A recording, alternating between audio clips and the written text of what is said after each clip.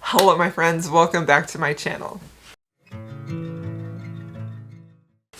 Okay, so today's video is a really exciting one. This is a collaboration with Rachel from Rachel Reads and Sings. Hello, this is Kazi's nose right here. He says hi.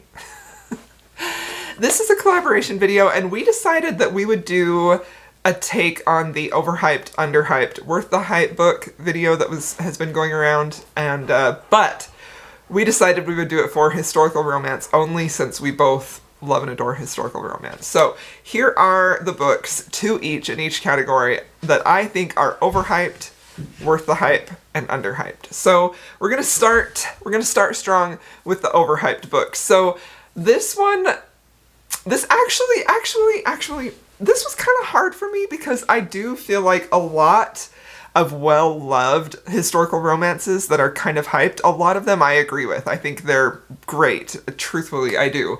But there are a couple in here that, for me, fell really short on the hype, and that's not to say that these are bad. These are books that I don't think are bad. They're just, in my opinion, not deserving of the hype that they get.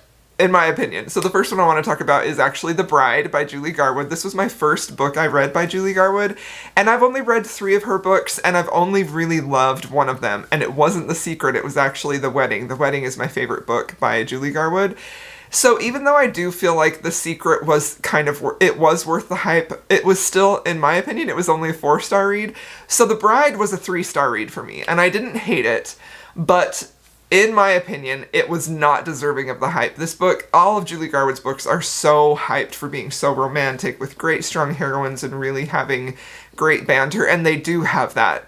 But the place where they fall short a little bit for me is the romantic area, because I don't feel like they're super romantic. I think, and that is largely because, and I know they were very popular, and I know it's a classic archetype for a hero, but the hero specifically in The Bride leaned a little too much on the alpha hole side for me, and I just really struggle to find a hero like that romantic unless he has significant growth, and I just didn't feel like he ever did in this, so I do feel like The Bride, in my opinion, was overhyped. So another book that I'm going to mention that kind of pains me, and I kind of worry about even mentioning it, but it is The Duke and I by Julia Quinn. So I know that this series is so well loved. It has a huge fan base, obviously, since Bridgerton is based on it. And there are actually books in the series that I really, really love. One of them is When He Was Wicked. That's probably my favorite book in the whole series. I adore that book so much. But even though I enjoyed The Duke and I thought it was a fun read, I don't feel like it is deserving of the hype to the level that it has. Even before Bridgerton, this book was extremely hyped, very well loved, and I just don't feel like there was necessarily anything about this first book specifically that really makes it stand out. I don't feel like there's anything about it that in my mind makes it remarkable enough to have the acclaim and the hype that it does.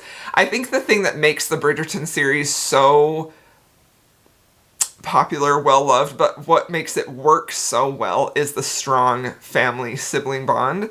But you don't really get that in the first book, even though you get the setup for what happened to their family, what happened to their father. I don't feel like this, for me, was a really award-winning historical romance that gave me that swoon factor, which is what I'm always looking for in a historical romance. Even though this was a fun read, it isn't without its problems. To me, it wasn't the swoony, I will always recommend this book, absolutely worth it, lived up to the hype. So neither of the books that I mentioned, either The Bride or The Duke and I, are terrible books in my opinion, but I definitely don't feel like they are deserving of all of the hype that they get, in my opinion. So, okay, now let's move on to books that I think are underhyped. So one that I actually mention a lot anytime that this is brought up as a historical romance that's underhyped is The Prince by Catherine Ashe. Catherine Ashe, I feel like, is really an underrepresented author. I don't really see very many people reading her, and I love her books and her writing, although I do think that she's a little bit different than what your typical, you know, Tessa Dare type of historical romance with really sharp, banter, a lot of just like quick moving stories. That's not how Catherine Ash is. Catherine is a writer who really takes her time with her words. She's a beautiful writer that is deeply evocative and also very emotional. She uses descriptions in a way that really appeals to me, but I think that if you're a reader who really doesn't need or want description, you might not like that. Also, her romances tend to span many years, which gives them a very sweeping feel, but I could see modern readers maybe losing patience with that. I really love her books because, to me, I think she sort of echoes back to the old school sweeping, epic, broad romances that I really, really love in like period films and things like that, but they also have steam and swoon, and I love her books so much. And this one is really fantastic because we have a neurodivergent heroine who wants to be a surgeon. She's dressing as a man to go to medical school, and she's on the verge of getting discovered, and so she ends up meeting this artist. He's a Middle Eastern prince, and he is an artist, and he wants to paint her. He knows that she's a woman, like he knows her secret, and he wants to paint her so badly. So they enter into this arrangement that he will allow her to live with him, and he'll, cover for her and say that she's not a woman if she allows him to paint her. He's also a damaged hero. There's some disability representation in here, and I just really, truly adored this. I think this is a beautifully diverse historical romance, and I just ate this book up, and I thought it was fantastic, and I want more people to read it. So another book that is underrepresented that actually I didn't even know about until my dear friend Jessin mentioned her, and then once she mentioned her, I just kind of ate all of her books up, as many as possible.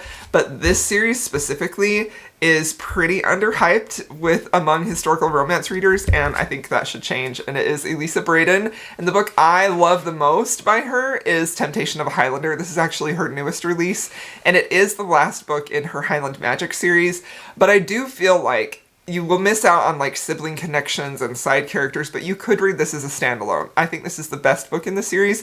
It is so very swoony and romantic. I love this big, huge hero who is so protective of the heroine. She is a strong, beautiful woman who has suddenly gotten on the radar of this man who is stalking her and wishing her harm.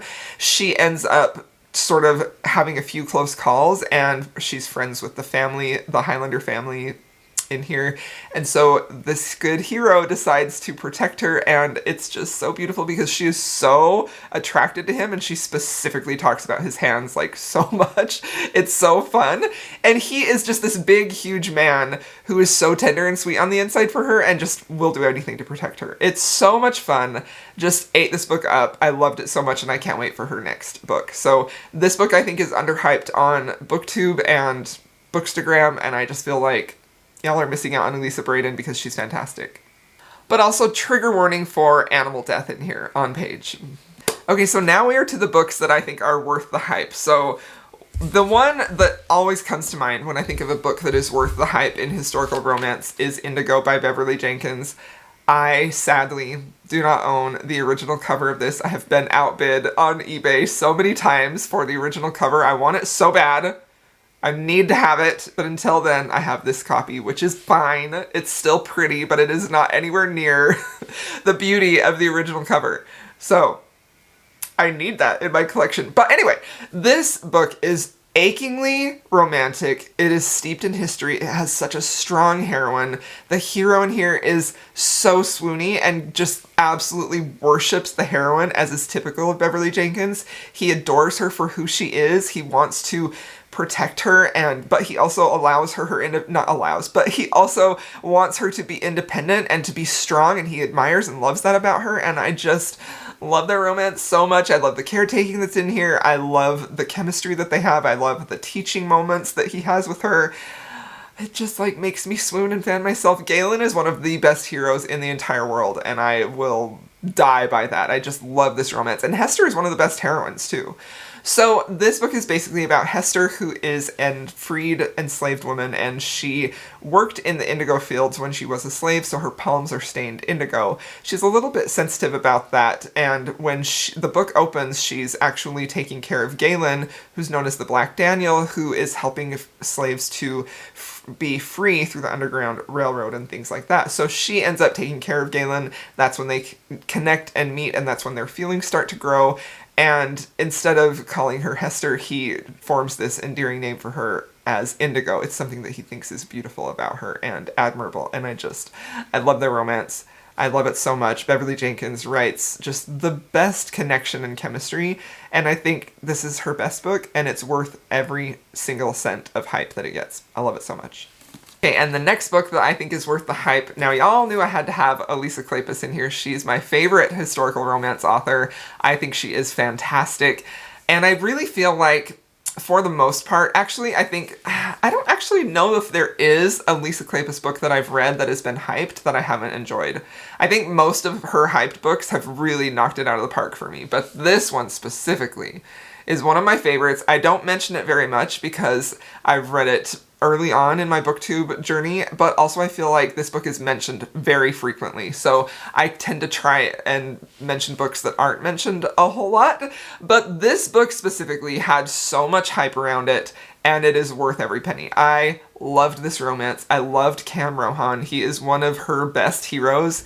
The way he absolutely has that perfect combination of wanting to take care of and protect Amelia while also being so proud and admiring of her independence and her fierce, strong will. Like, I love that combination in a hero. That's everything that I want in a man, and I just love how that was executed here to perfection. There were so many, like, tender moments and gestures in here that just, like, had me swooning so hard. I loved, loved, loved their romance, and I also really love this series. I think this is, you know, my favorite series of Lisa Kleypas is the Ravenels, but then a very close second is definitely the Hathaways, this series. I think it's fantastic. But it's basically the story of a family of siblings who they've lost their parents. Amelia is sort of running the household now, even though it's technically her older brother because he's the title holder now, but he's really struggling with the death of the woman he loved, so he's falling into drink, he's losing all their money, and she's trying to stop this ship from sinking when she goes to rescue him one night, and that's when she runs into Cam Rohan, and he is immediately captivated with her, and he begins to help her get her family in order. I just love this whole story. I love the opening of seeing all the family members in here, and actually, the more that I talk about this book, I actually have only read this once, and I think I'm due for a reread because I love it so much. It's so swoony, and I think that of all the Lisa Kleypas books, this one and Again the Magic, in my opinion, are worth every single cent of hype, but I do feel like this one edges out just a tiny bit more, so I love this book so much. Alright, there you have it. Those are the historical romances that, in my opinion, are overhyped, underhyped, and worth the hype. I would love to know your opinion on this, if you have books that you think are worth the hype. I mean, Rachel and I kept this to 2. I could have gone on and on for a lot of these. The one that was the hardest to pin down was worth the hype. So let me know what you think, and if you've made it this far, please feel free to leave me a blue heart, and I'll see y'all in my next video.